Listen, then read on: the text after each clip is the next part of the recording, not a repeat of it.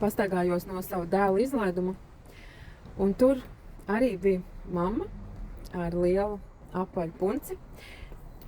Arī šoreiz, kā parasti, kad ieraugu mammu ar punci, ja vien ir šāda iespēja, ja apstākļi tā sakrīt, es pieeju aprunāties un arī tiešā tekstā pajautāju, vai viņa ir domājusi par mākslīgo imunizāciju, vai viņa ir pieņēmusi kādu lēmumu, un vai viņai ir pietiekami zināšanu par šo tēmu, vai ir fakti, argumenti, vai arī ir vienkārši tikai nojausma, vai ticība, vai kaut kādas frāzes iebiedējošas, ko teica ārsts, precīzāk mediķis. Un piedāvāju tādu bezmaksas sazvanīšanos ar mani. Un šoreiz mamma ļoti saprātīga. Viņa sacīja, ka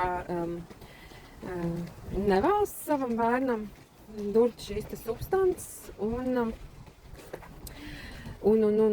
ka viņai pašai ir svarīgi argumenti, jo viņa vēl pati, kā topošā mamma, tiek presēta saistībā ar garāku klepus poti. Un es viņai pateicu argumentu, kas ir pats pamata bāzes arguments par to, ka vīrus un baktērijas mutē, bet kas tur tajās potēs ir salikts, cik aktuāli štammi un vai viņi vispār spēja radīt antivielas pret esošajām formām un mutācijām.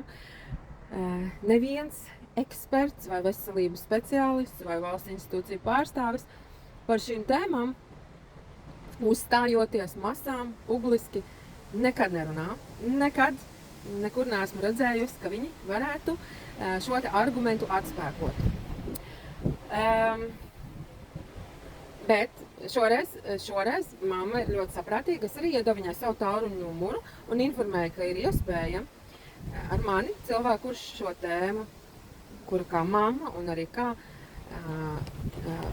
žurnālists, profesijas pārstāvi izzina 9 gadus, kas sniedz šāds te bezmaksas arī ekspresa sazvanīšanās. Ja, piemēram, sievieti ļoti presē vai manipulē, vai uzspiež, vai mēģina iebiedēt, un ka viņa sāk šaubīties, ka varbūt tomēr mans bērns ir piedzimis ar farmakoloģiskiem deficītiem, un varbūt, ka tomēr viņam kaut kas būtu inicējams. Tas nekas, kas sen jau ir nomainījušies vīrusu un baktēriju štammi, labāk kaut ko nekā neko. Kā mums ir programmēts, jā, labāk zīle rokā nekā mednis kokā. Bet pārsvarā, tīri mana personīgā statistika, mammas saka, nē, es vēl neesmu izlēmusi, mēs vēl skatāmies, un kaut kā nav bijis laikā, bet tas termiņš tā kā jau nāk, tas bērna dzimšanas iespējamais, aptuvenais datums. Es ceru, ka es arī šodien ar šo mammu parunāju par to stimulāciju epidēmiju, ka topošajām mamām raksta nosūtījums uz stimulāciju, ja bērns nedzims konkrētā datumā pēc pasūtījuma automātiski tā kā robots. Tad mammītei ir jābrauc tur, un tad seko vadlīniju procedūra, jeb mehanizētas dzemdības, kad mākslīgā oksitocīna iespaidā dzemdes muskulis darbojas automātā, saraujoties pilnīgi automātā. Organismā nojūg pilnīgi visa dabiskā hormonālā sistēma, kas vada dzemdību procesu normālā situācijā. Ja saprātīgai sievietei, kad tev ir kontrakcija, ir sāpe, tad atlaiž, izdalās hormoni, kas tev strādā kā dabiski atsāpinātāji. Savukārt ierosināt dzemdību vietā, tās ir tās dzemdības, kad sieviete saka, tā bija elle. Jo tā tik tiešām sāpju ziņā ir neizturama pieredze, tas rezultēs parasti ar epidurālo anestēziju.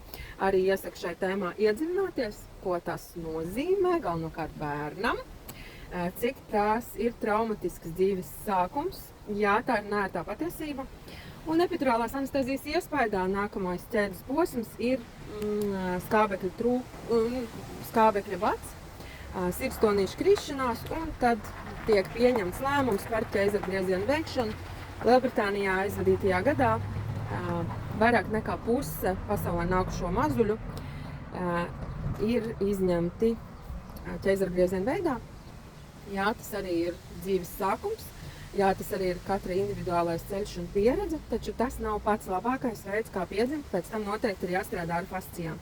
Tāpēc, ka ķeizargrieziena veidā dzimstot, neveidojas šis kronītis, neveidojas, tur ir apakšā cita mehānika, kas tagad tajā neieslīgšu, bet tur pēc tam tad ir jāstrādā ar ķermeņa fascijām noteikti visiem cilvēkiem. Vislabāk jau bērnības vecumā, kuri ir nākuši pasaulē ķeizargrieziena veidā. Tā kā gan potes, gan šī stimulācija ir tās tēmas, ko es vienmēr mammām ieminos, ko es uzskatu par vajadzīgu tieši pašam startam. Parunājam arī par pirmajiem 3 dzīves mēnešiem, jeb to mitoloģisko brīnumu kolikām, kas izrādās ir dēļ emocijām. Mums vēl 3 mēneši mazulīts ir jānēsā, jo bērna iznēsāšana kopumā ir 12 mēnešus. Tā kā galviņa strauji aug, tad viņš piedzimst 9 mēnešos un vēl 3 mēneši ir lolojams un sargājams no pārkaitināšanās, no iespaidiem, no svešiem cilvēkiem, skatiem, emocijām, jo emocijas mums nosēžas arī gan maziem, gan lieliem. Mums ir puncītī emocijas, ja sāp, kam vēderi sāp, kam ir gastrīti, tas ir pārsvarā viss stress. Kuņģa problēmas pārsvarā saknes cēlonis ir stress. Un arī mazulim, ja mammīte savu mazuli sargā, tad nekādu koliku nav, kopš es to sapratu ar 2., 3., 4. bērnu, viņiem nevienam nav bijušas šādas problēmas.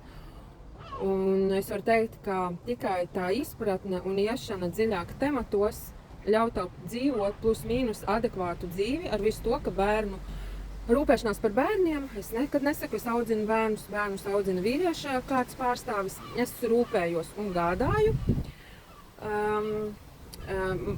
Ir plus mīnus vēl paceļams pasākums, jo ja vēl ir jācīnās ar visādām histērijām, problēmām, izaicinājumiem, kas rodas pārsvarā nezināšanas dēļ, un tāpēc, ka ir salaists iekšā ļoti daudz toksīnu, tad pat negribas domāt, kā ir tiem vecākiem.